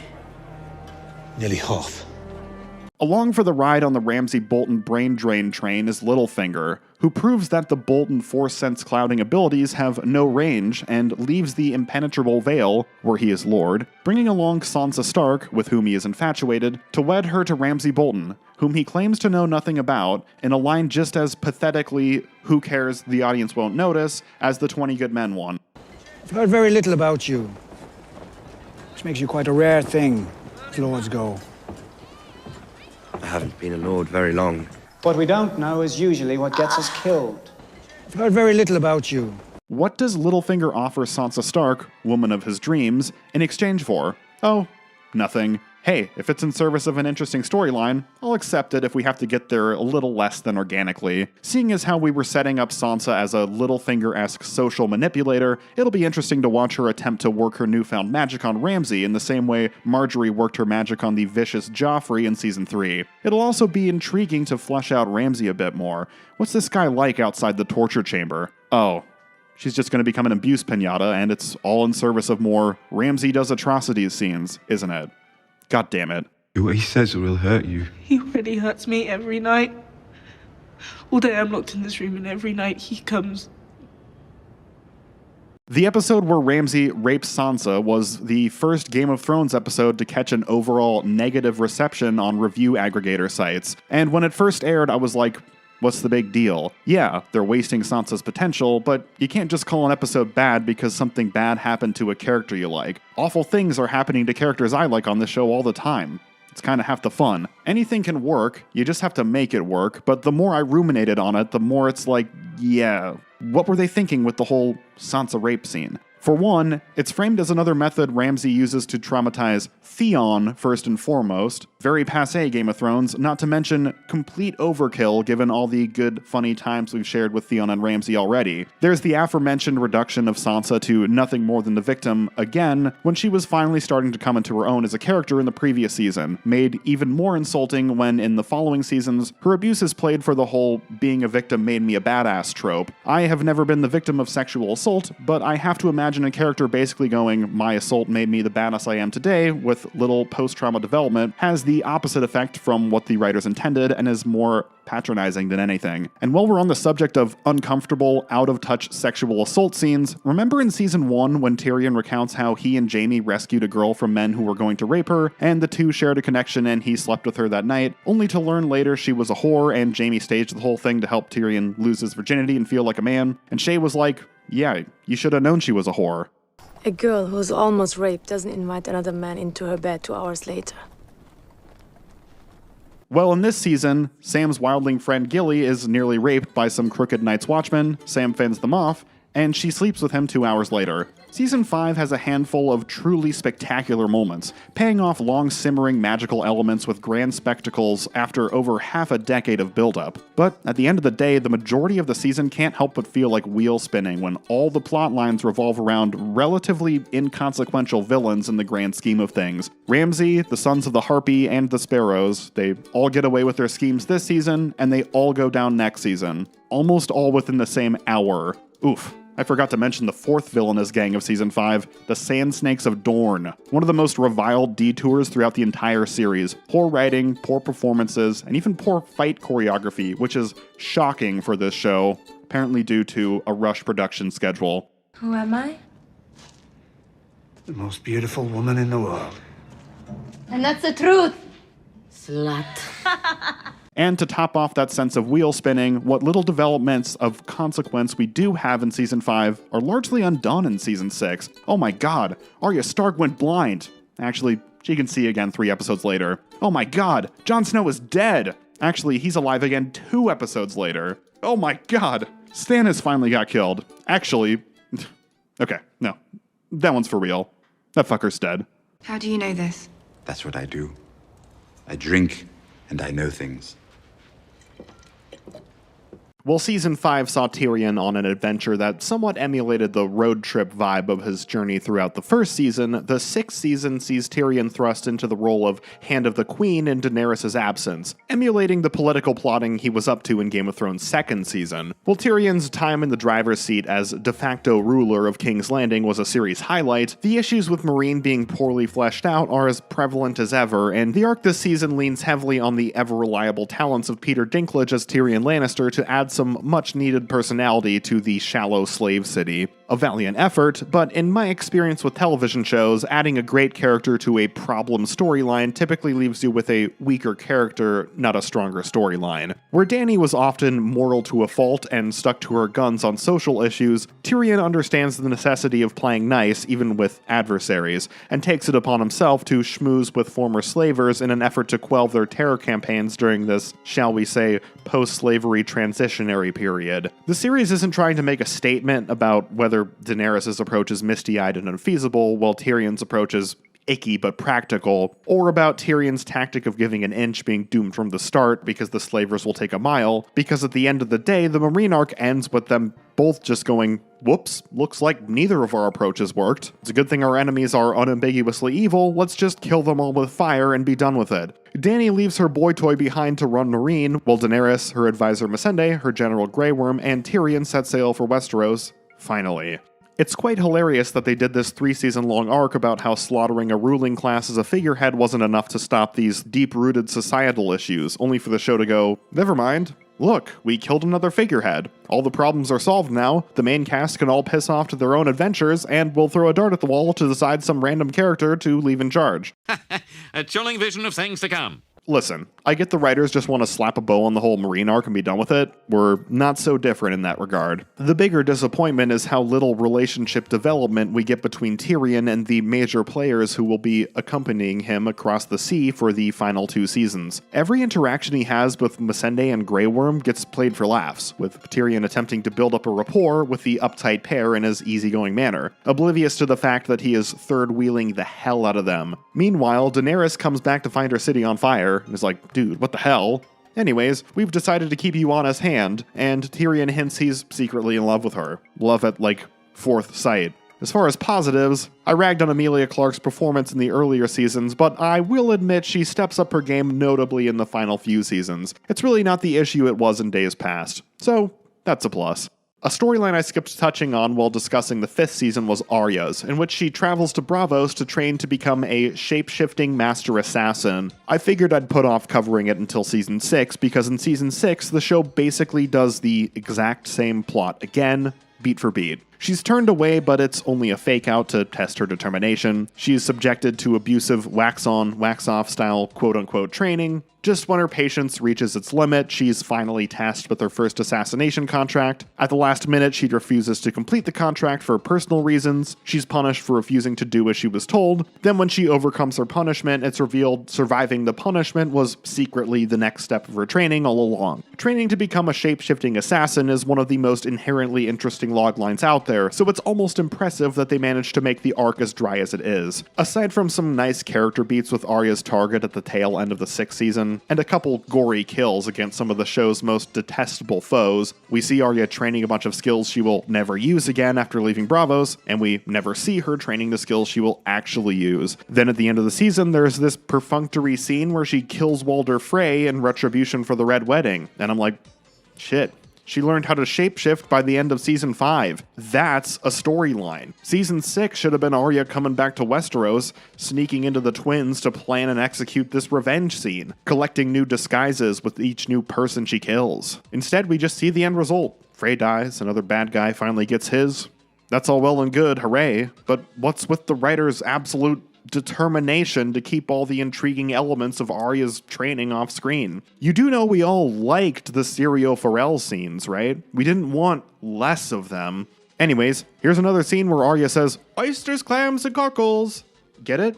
She's building up her cover identity. It's showing the monotony of her task. It's showing how being an assassin isn't always about sneaking around, hiding in the shadows, slipping past guards, and crafting a shape-shifting disguise. Sometimes being an assassin is really boring. Oh, whoops. We ran out of time this season. So, I guess it's actually never about that fun stuff. Well, I'm sure we'll get some cool assassinations next year. Oh, all her targets but Cersei are dead now. Guess that's it for Arya the Assassin.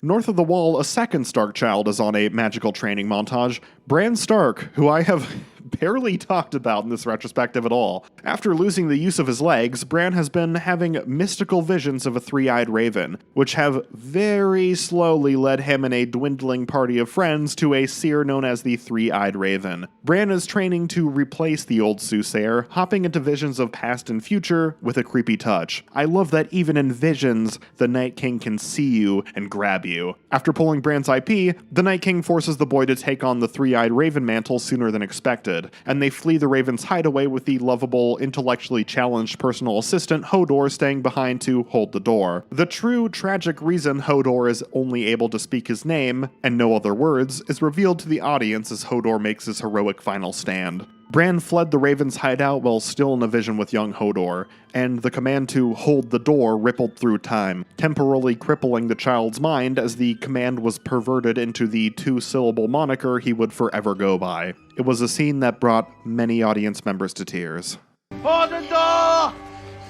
Hold the door! Hold the door! Okay, you know what, though? There ain't nothing funny about that. Hold the door! Hold the door! Hold the door! Oh, I wish one of y'all would just start laughing, because y'all know you think this is funny. The other revelation we get from Bran's visions, and Let's face it, the whole reason Bran is even having visions. Jon Snow is not Ned Stark's son. He's Lyanna Stark's son. And though the show doesn't drop the bombshell that his daddy's a Targaryen until season 7, most viewers will likely be able to hazard a guess given all the hints the series has been dropping. A Targaryen, alone in the world. It's a terrible thing. And seeing as he's been brought back from the dead 2 hours into season 6, that revelation actually matters. Poor Sansa Stark. She's the only Stark child who survives the show without ever having a magical gift bestowed upon her. She just can't catch a break.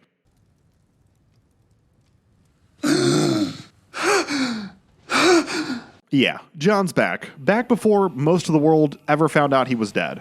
Kinda makes you wonder why the writers bothered killing him in the first place, but anyways, here he is, and now he's technically out of his lifelong commitment to the Night's Watch, which means he can team up with Sansa and the Wildlings to retake Winterfell from Ramsay Bolton. The Battle of the Bastards has been a long time coming, arguably too long, and it, along with the Season 6 finale The Winds of Winter, are considered the last 2 great episodes of the series. I absolutely agree.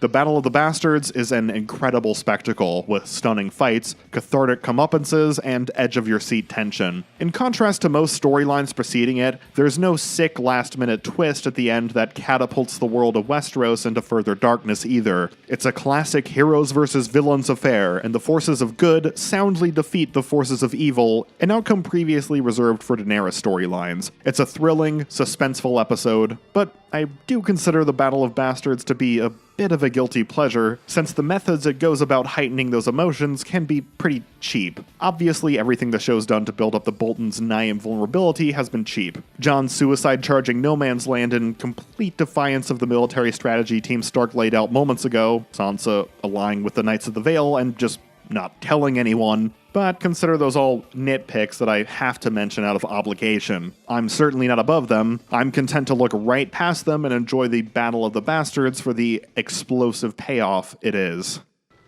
You suggested one-on-one combat, didn't you? I think that sounds like a wonderful idea.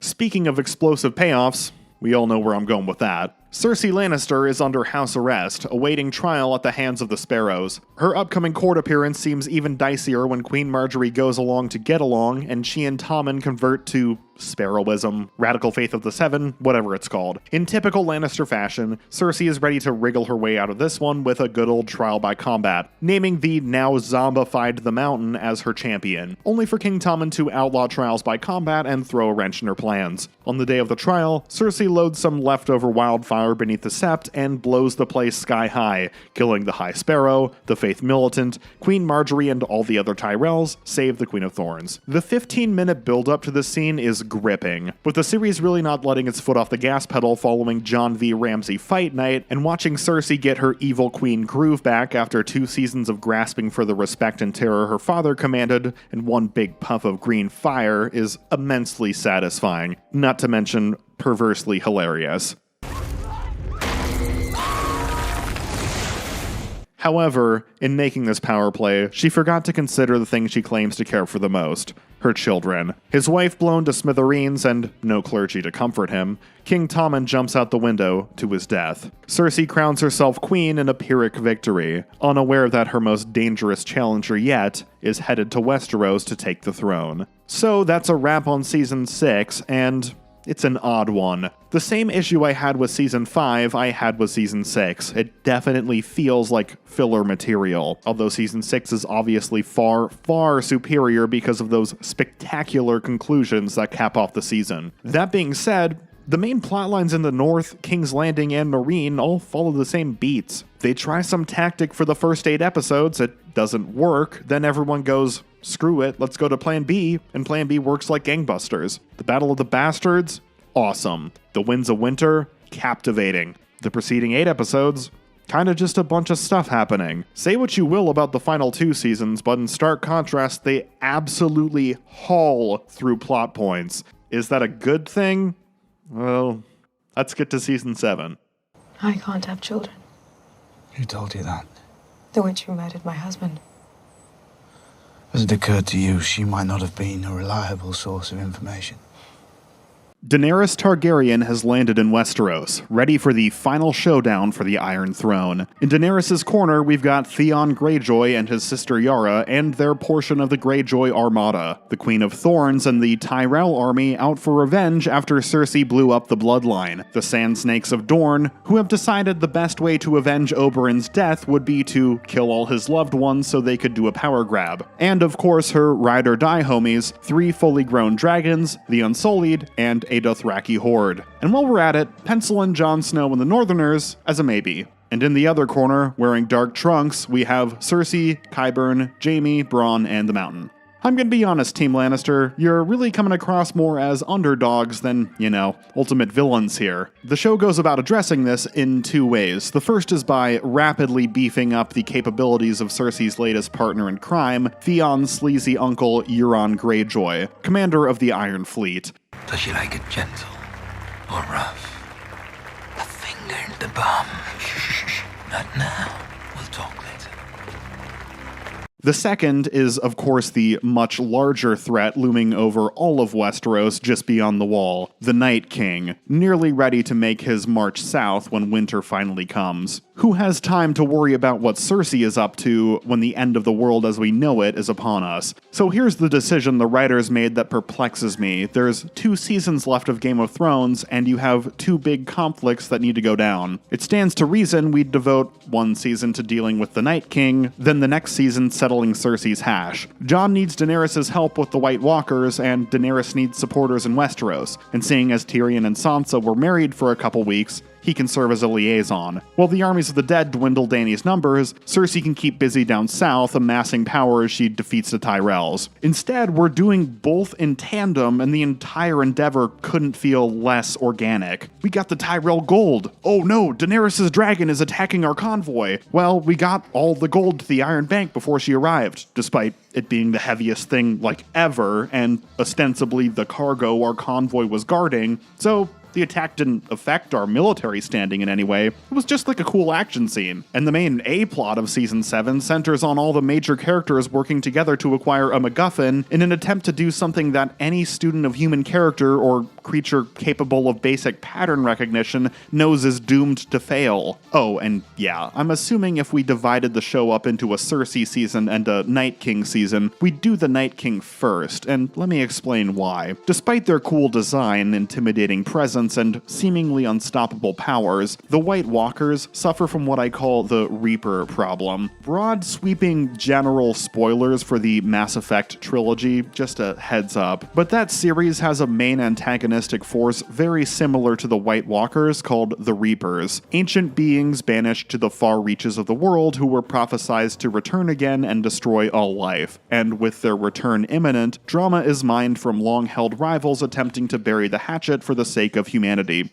Sound familiar? The Reaper problem has 2 faces. One, such a world-ending threat is always established as too powerful for the writer's own good, and they can't think of a clever way for the characters to defeat it. So, while the smaller scale battles are usually thrilling, their ultimate defeat typically comes down to some underwhelming magical kill switch that can be flipped to neutralize the threat in an instant. And as a consequence, we have the second problem. They may be the biggest threat in the world, but they can't be the last one the characters face. Not only is the manner of defeat doomed to be underwhelming, but there's not nearly as much character behind a one-dimensional boogeyman that wants to destroy all life as there is behind the series' other, less physically imposing, but more colorful antagonists. You want there to be some importance behind the character dynamics when it comes to the final showdown, surely. On the subject of the writers writing themselves into a corner by making a magical element too powerful for its own good, let's talk about Daenerys' dragons and the varied contrived reasons she's not allowed to use them. As far as decent reasons, the Night King proving he's capable of smoking a dragon with surface-to-air ice spears was an effective raising of the stakes, although the dragon's sacrifice is one I wish wasn't made entirely in vain. Sometimes Daenerys just doesn't use the dragons and her war room doesn't bring them up like they were never an option, like the raid of Casterly Rock. And worst of all, we have the whole human rights argument. Don't use the dragons to just instantly take King's Landing and win the war, because you'll kill a lot of innocent people in the process. Combine that with scenes of Dany going a little kill crazy when she feels she's being disrespected, and ignoring her advisors at every turn, and the writers couldn't possibly be telegraphing where this is going any harder. Dracarys. I complained about Tyrion having reverence for Daenerys despite sharing few scenes with her, but this is 10 times worse. I'm at the point where honestly, I would have preferred if they left Tyrion behind to rule Meereen in Season 6 and wrote him out of the show entirely, because he has absolutely nothing to do these last 2 seasons. It's been a thing for the entire show's run that Daenerys never ever takes the advice of her advisors. The most you're ever going to get is her lamenting afterwards that maybe she should have taken their advice, which was actually in character and somewhat amusing when her advisor was Jorah, the man who simped to death. But now that her advisor is Tyrion, it's just disheartening. This once great character who helmed some of the best story arcs in all of Game of Thrones, reduced to being the Worf of Daenerys' war room. Recommend we raise shields. Negative, Mr. Worf. Security team to the bridge. Belay that order, Lieutenant. Will you grant my leave, Captain? No. Even the much-anticipated reunions between Tyrion and his siblings are letdowns. Poor Peter Dinklage. You can tell just how enthusiastic he is to finally have some real material to work with this season when he surprises Jaime, sinking his teeth into explaining his anger and regret over killing their father. And as soon as he starts getting into it, the writers are just like, nope. Did you think I wanted to be born this way? Did you think I chose? What do you want? And his reunion with Cersei is more about Tyrion becoming the biggest mark in all of Westeros and falling hook, line, and sinker for an obvious ploy. I alluded to it earlier, but let's get to the main storyline of Season 7. Jon offers his loyalty to Daenerys if she will help him defeat the army of the dead, but Daenerys is too preoccupied with Cersei to make such a commitment. They hatch a harebrained scheme to capture an undead soldier alive, or I guess undead, and deliver it to Cersei, proving the army of the dead exists, and hopefully frightening her enough to convince her to make a truce. While we deal with the army of the dead, you just sit tight and don't do anything. And then once we're done with the army of the dead, we'll turn right back around and kill you. I mean, what in the 7 hells were they thinking with this plan? Here are the many ways I can imagine this going. First things first, you would and probably should expect Cersei to just blow up the fucking meeting. And I don't mean blow it up in the etiquette sense by acting like a complete git, like Euron. I mean literally blow up the meeting. We all remember what happened the last time all of Cersei's enemies congregated in one place, but I guess she figured you don't do the same gag twice, you move on to the next gag. Secondably, isn't telling Cersei there's this big threat that's going to sweep across the land and it's going to pulverize us, the army that's planning to unseat you from power, first, essentially putting your balls in a vice and asking Cersei to please not slam it shut. All bringing a sample undead along as proof does is confirm that this is 100% not a trick. You really are hamstrung on 2 fronts, so she can just go to town on you. I wouldn't even expect a really morally upstanding character to not capitalize on the situation. You're straight up asking her to just pause the war so they can come back and kill you later. Tyrion really expected her to go along with this and stay true to her word? It's Cersei! Of course she's gonna take advantage of the opportunity and gain the upper hand. Preparing the expedition north. Expedition north. I always knew you were the stupidest Lannister. The penultimate episode of each Game of Thrones season has consistently been a barn burner, and I'm sad to say Beyond the Wall, Season 7's second to last entry, is lackluster. The episode follows the gang's journey beyond the wall to capture an undead soldier, and the whole thing is just a giant mess of plot contrivances. Plot contrivances were much easier to forgive when they were in service of everyone banding together to twat that Ramsay, but now that it's just so the gang can capture an undead soldier in aid of their foolhardy truce scheme, the frustration is amplified. Just like with Tyrion and Jaime, these characters who have crossed each other in the past agree to let bygones be bygones at an impressive rate. I'm not asking for every reunion to be overwrought. I'm simply suggesting that a little bit more animosity would be appropriate when you're talking to the man who sold you to a witch to be burned alive. She strapped me down on the bed. She stripped me naked. Sounds all right so far.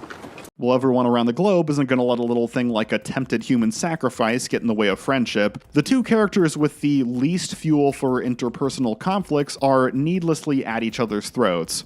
Arya and Sansa. Arya is bitter towards Sansa because Sansa didn't rescue Ned, kill Joffrey, and battle her way out of King's Landing with her bare hands. Meanwhile, Sansa is suspicious of Arya because Arya is acting super suspicious and weird and has a bag full of human faces and keeps making implied death threats. This sisterly rift is being secretly egged on by Littlefinger, though Arya doesn't seem to need any help making a horrible impression. I'd ask why he's bothering to do this, but I think we all know that Littlefinger's been following the Dean Pelton school of conspiracies since season 5. I can't keep track of any of it anymore!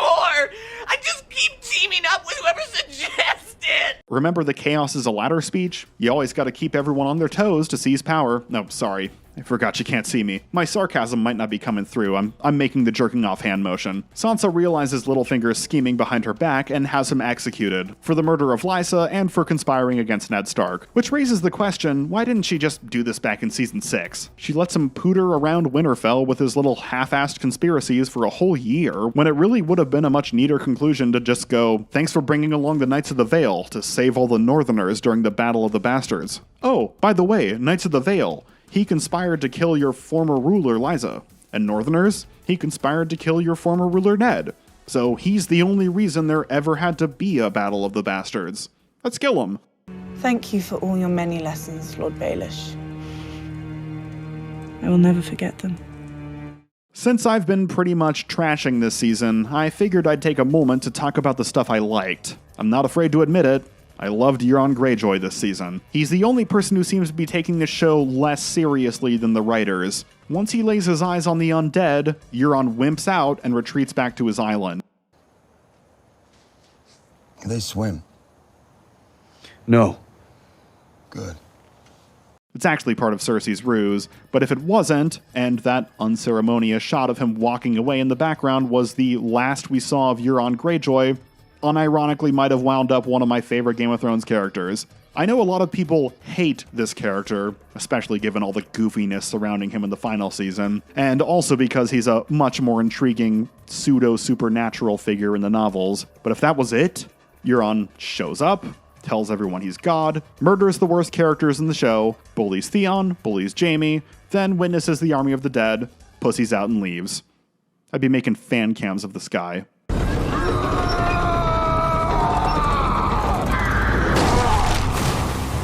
And I have to admit, I did find myself enjoying Sam playing Doctor to Jorah's grayscale in spite of myself. I know a lot of Game of Thrones viewers really didn't like this one, this ever-encroaching fatal disease, but oh, I read it in a book and he treats it on his first go. But you know what? I had fun.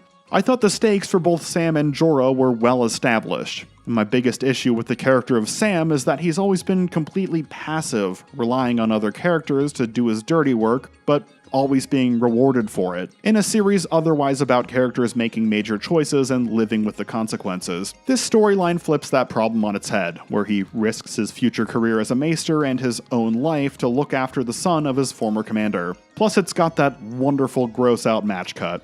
Delicious.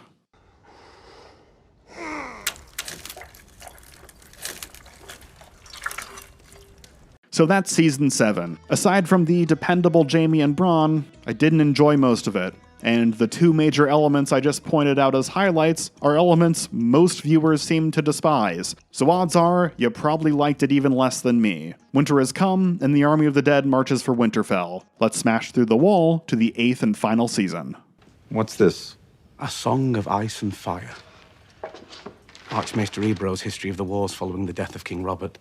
Season 8 kicks off with Jon learning that he is, in fact, a Targaryen. A bit of an uncomfortable revelation since he has recently fallen in love with and begun sleeping with his queen and aunt, Daenerys. Not only does this revelation put a damper on his love life, it also means he's the true heir to the Iron Throne, a potential conflict that's better on paper than it is in practice. Robert seized the throne through a rebellion, and everyone managed to come around and bow the knee eventually except the Targaryens themselves. The Lannisters managed to seat their illegitimate children on the throne for half a decade, and then when Cersei murdered the queen and caused the king's death, nobody batted an eye, they just let her take power. My point is, If Jon's oft-reiterated claim that he don't want it is true, even if his heritage were leaked to the press, I doubt the masses are gonna take up arms on his behalf. All this talk of bloodlines and birthright, but the show has thoroughly established all that really matters is who has the biggest swinging military dick and isn't afraid to use it, and that's Daenerys.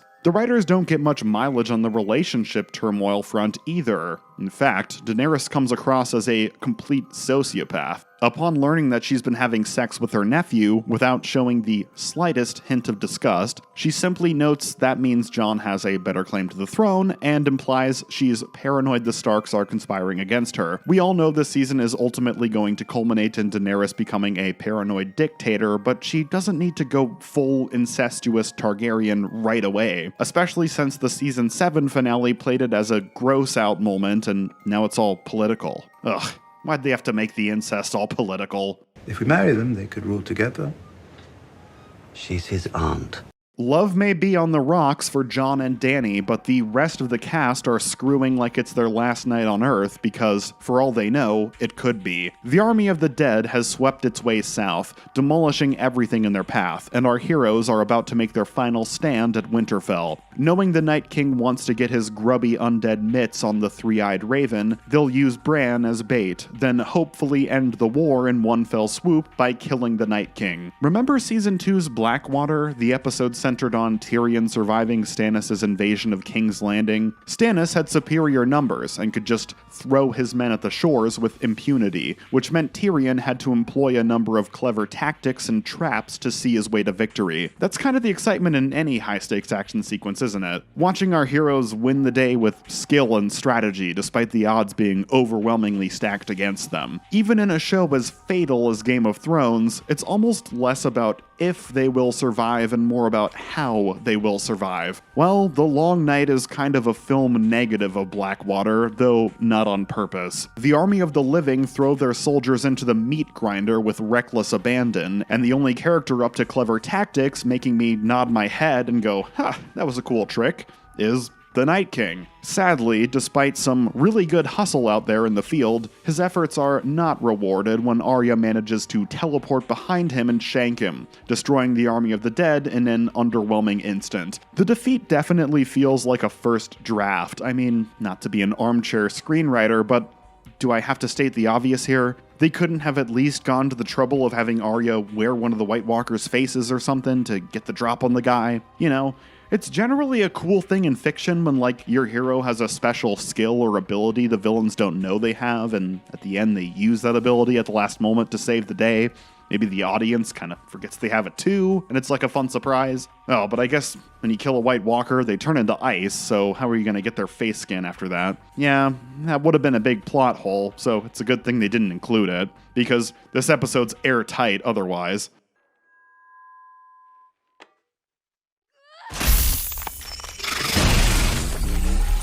In all seriousness, it's not just a problem that the Night King is the only one doing clever things. Clever villains are exciting. We know they mean business. The problem is how dumb the protagonists are acting. Even the crafty tactics of the Night King are undercut by the heroes, exacerbating their impact through sheer idiocy. The Night King resurrecting the dead in the crypt to attack the walls of Winterfell from within is a fun, dirty trick. The Night King resurrecting the dead in the crypt to attack the women and children hiding in the crypt instead of in the perfectly good castle right above them? Well, that just makes you think, okay, if they thought about the crypt this much, they probably should have seen this shit coming. They mention it so many times. I'm going to be in the crypt with my son. Get down to the crypt. They'll be safe down in the crypt. We'll be safer in the crypt. These things will. All right, I'll defend the crypt then.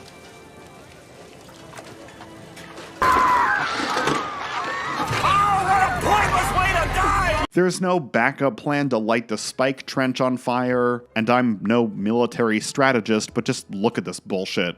They got the catapults in front of the spearmen, in front of the spike trench. I probably don't need to point out what the problem is there. The most comical is, of course, the Dothraki horde charging to their instant deaths in the zombie miasma. They were planning on doing it without flaming weapons moments earlier, so like the doomed charge was even more doomed, which is hilarious to think about. They were gonna charge into the skeleton mob with weapons that don't even affect them. And that brings me to the inherent problem with the Army of the Dead again. Unless we're watching someone fighting the Night King himself, it don't matter.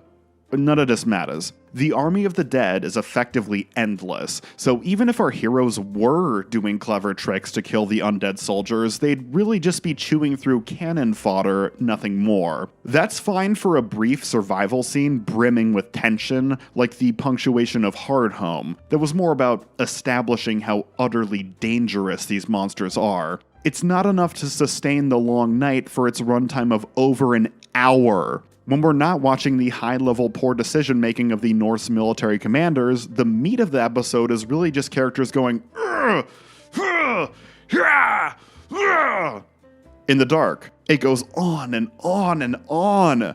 The possessed dragon is the only other foe besides the Night King that it would be impactful to see defeated. Again, armchair screenwriting here, but maybe part of their sham truce with Cersei involves her loaning them a few scorpions so they can shoot it down. A token of good faith, if you will. But they literally asked for no payment up front.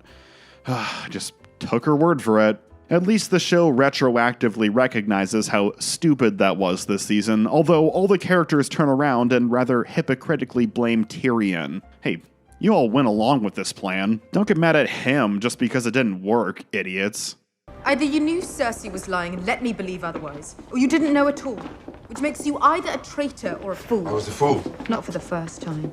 Speaking of Cersei, once the Night King goes down, she's right back front and center, despite being dropped from the show almost entirely for the first 3 episodes. I said in Season 7 it'd be preferable to conclude the series on a villain with meaningful interpersonal connections, but the writers just couldn't be asked this season and put in 0 effort with Cersei. So, I take it back. Cersei is lame this season. Meanwhile, the groundwork they lay with what little time we spend before own-zoning the Night King is exceptional. The altered title sequence for the season that demonstrates his ever-expanding wave of destruction, that eerie ending sequence to the season premiere, they really hyped this baddie up.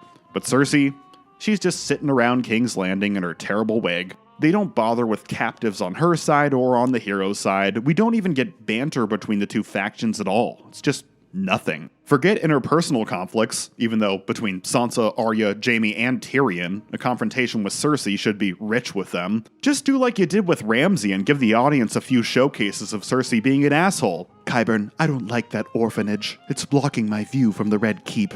Burn it down. Yes, Your Grace, I will evict the orphans at once. No, burn it down with them inside. Or have her reneging on the deal from Season 7 actually matter to the Long Night episode. She cuts off the Unsullied and the Dothraki on their way to Winterfell with the aid of the Golden Company, meaning it's just the dragons and the Northerners. The Unsullied and the Dothraki just get brought along to get pulverized anyways, so their absence would only serve to make the episode better. The show can't even commit to portraying Cersei as a plausible threat. The writers buff it between throwaway lines about reinforcements and a forced scene of sudden dragon decimation to demonstrate Cersei is on even footing with Daenerys and her allies. Then the next scene, the quandary is about how outmatched Cersei is and how many civilian casualties crushing her will cause instead. Am I supposed to be afraid of her or dread the carnage of her inevitable loss? It's obviously the latter, so stop wasting my time with half-assed attempts to establish the former and just pick a lane. If the city surrenders, they will ring the bells and raise the gates. Please, if you hear them ringing the bells, call off the attack. He spent 7 years attempting to put Daenerys on the throne, but Varys just can't help letting the perfect be the enemy of the good, and plots to reveal Jon's lineage to the world, hoping the level-headed Northerner will make a better king than barbecue pitmaster Dany. Of course, the Scorpions go from deadly accurate to stormtrooper accurate as the plot demands, and Daenerys' final dragon is able to destroy the defenses of King's Landing with such ease that you wonder if she really got her money's worth from all those unsullied soldiers.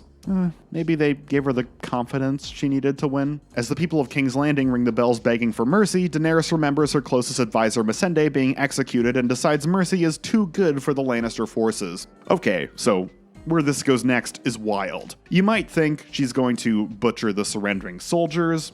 Brutal, but hardly unforgivable. I'm sure they'd show your army the same cruelty if they won. You won't be proving any moral points, but turnabout is fair play. Perhaps she's going to burn the Red Keep, even though it's harboring civilians. Utterly callous, but it's a final sign to Cersei that you're not playing by her rules anymore. It's also understandable. You're flying off the handle, you want someone dead, you don't care who gets hurt in the process. It's an evil thing to do. I'm not saying it's right, but I understand. That's what seems to be happening as she cruises her way over to the Red Keep with fury in her eyes. And then she roasts a bunch of civilians on the ground as she drifts overhead like she's mowing down passers-by in Grand Theft Auto. What? Daenerys then proceeds to massacre King's Landing, and all of her allies except the Northerners happily partake. At this point, the unambiguity of what the writers are doing with Daenerys is all too apparent. They can't just have her win the Iron Throne because that's not compelling enough. They can't have her go too far in a way that costs her a personal relationship, like Cersei blowing up the Sept but losing her son and the trust of her lover in the process, because, well, Daenerys doesn't have any genuine relationships left that the audience is invested in. They have to kill Daenerys, which means they have to make her unambiguously evil. And it's so cheap. Oh, but before we get to Dictator Dany, might as well cover the myriad unimpressive demises throughout our penultimate episode. Jaime and Cersei, crushed by bricks. Qyburn, pushed down the stairs. And the big sword fights that ought to have some gravitas to them, well, they just sorta happen. Jaime and Euron just happen to be on the beach to stab each other, and the Clegane brothers finally duking it out has less setup than your average Batman vs. Darth Vader YouTube fan film. Imagine if these confrontations were in service of an actual, plot. Hello, big brother. So Daenerys lays out her 5-year plan to continue committing genocide and calling it liberation as she locks up Tyrion for trying to stop her. The first half of the series finale revolves around Tyrion basically examining why she did what she did the previous episode, which, why did she do it? Tyrion details the violent retributions she's exacted against the people of Slaver's Bay, almost like Daenerys' whole journey was supposed to be this unreliable narrator sort of thing, and she was a tyrant all along. But that's not the way the show was directed, written, or executed, so it's hard to swallow. So Jon stabs Daenerys when he realizes she has no remorse for her actions and fully intends to carry on with her wicked ways, because again, the writers needed her to die, and to do that neatly, they needed her to be evil. And then the second half of the finale is one giant mop-up. How do you fix the mess you've made? Tyrion is called before a tribunal, where he attempts to sum up what this final season of the show was supposed to be about. The words are straight out of an essay you've been working on all day that's due at midnight, so let's just get this concluding paragraph over with. Armies. Gold. Flags. Then, despite being on trial, he proposes a new form of government to be run by himself and all of his friends, and everyone just rolls with it. Bran Stark is named king because he has the best story. And who has a better story than Bran the Broken? Yeah, I'm sure it came through by me barely talking about him this entire video, and it was made worse by him becoming one of those toxin monotone soothsayer archetypes, but everyone at that tribunal had a more interesting story than Bran. Putting aside the creepy implication that he potentially used his future sight and let all these horrific events happen so that he could become the king, I still like all these characters better than him. Even Edmure. Oh, except Yara. And Jon Snow put a knife in her heart. Let the Unsullied give him what he deserves.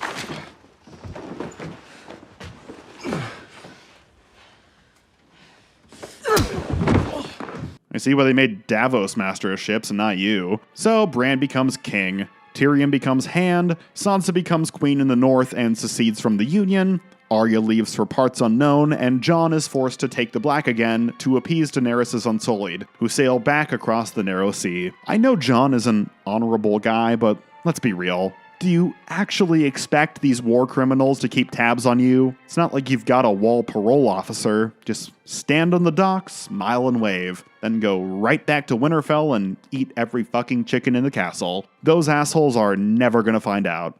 So, That's Game of Thrones. And in contrast to wars or gold or stories, as Tyrion claimed, what I think Game of Thrones was about was the world. Game of Thrones thrived in the first season as it meted out further glimpses of the corners of Westeros and the lands across the Narrow Sea. Each new peak, we wanted more. With the War of the Five Kings came greater expansion. New geography, new houses, new rivalries and alliances. And then one day, years down the line, the expansion just stopped. The fights and spectacles and magical elements became larger, but the world itself was shrinking. Houses died out each season, but none rose up to take their place. Only what? Characters like Harry Strickland, head of the Golden Company? Raise your hand if you remember a thing about that guy compared to, say, the Queen of Thorns. So by the end, the world felt empty. Sure, Bran's king when it's all said and done, but king of what? The people in that small council room, because that's all that's left. The world of Game of Thrones was captivating. From performances, to production design, to writing, it was able to draw us into a living, breathing reality full of intrigue, danger, lust, and triumph. And though it seemed to dwindle into nothing more than a few guys standing on a rock, remembering the good old days, I still remember the good old days. It was a hell of a story for a time, and we shall never see its like again. Well, except for the prequel series airing right now, but after watching through the entire series again to make this video, what do we say to the god of spending another second in Westeros? Not today.